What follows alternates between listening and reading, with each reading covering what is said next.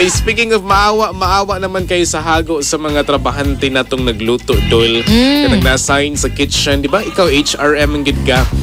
Nasalay ginaingon nga, be always kind daw sa mga tao nga nag-prepare og food para nimo.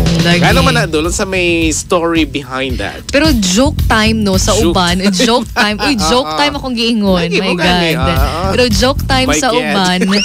No, dili daw ta kanabitang especially sa mga server kasi dayon transfer ang message padulong sa kitchen, no. Kamo na bahala sa inyong food. Saglan daw nag-aslum imuhang sabaw diha kay naging rude ka sa iya, ha. Pero bitaw, well, babies, ang importante manggo diha, Dol, sa simple nga pang istorya nato or panultihon, be kind to one another. Tungod kay wala magud ta kabalo. Kung ikaw diha rude ka, kagaya na lang kanina, ha, I'd like to share this. Okay. Share that ako mga encounter in life, no, early in the morning. Counter 1, counter 2. Sa senior na counter. Kaya ikaw man ang bitaw. What happened? Ano siyang nahitabo? Nagsakay kong jeep. Pagilaw sa babi kayo, na siya story. Yan naman yung nagtabi anong likod. Nagsakay ka sa jeep. Pagsakay na ko sa jeep, nakaabot na ko sa kantuan. Bubuyang. So, asang road ato? Ha? Road? Katong gagyan sa jeep. Depende kung naigipang guba. Pero wala pa ayuha. Ay, Bitaw, Bella.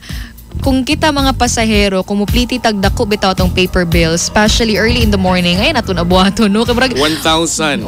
Murag, ano po kanang although responsible man na sa driver, pero murag kung kita na lang pud ang maikog bitaw, siguro daghan kita kwarta, pero maglain gid pud ka ng sinsilyo mo na ilang gingon nga barya lang po sa umaga kay daghan pud og mga pasahero ang gadali ibaya, dili kay after syempre ang driver magkadipo-dipo pa nagpasinsilyo.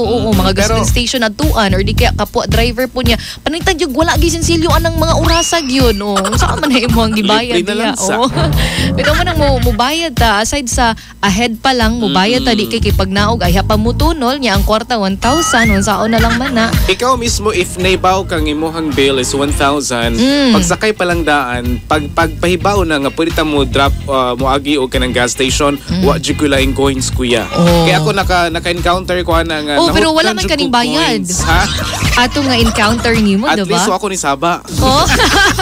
Uy, kalain. Di natin time din nga nahutdan jud ko coins and smaller nga bill. So mo to akong gibuhat. Nagpaybaw ko da coins 1K na ba akong kwarta. Agi lang tag gas station. Ako gid kay tag 500. So tag 500 mo. Pero ako gid ang nakagawian ng magpasinsilyo gyudaan, no. Yes, kibaw jud ko ana ka sa idol para makog dos. Magdepende na lang gid kung nakikasakay nga kailang ay dili ko kaplitian niya kay wala na ko lain sinsilyo. Mayroon ka siyang PR, no? Kumusta man? Ang iharan ng gihuwat, kimupliti ka. Apilan mo siya. Kaya mo sinsilyo. Igo naman yun. Mamang yun po, no? Na-teacher ba ito mo sa high school?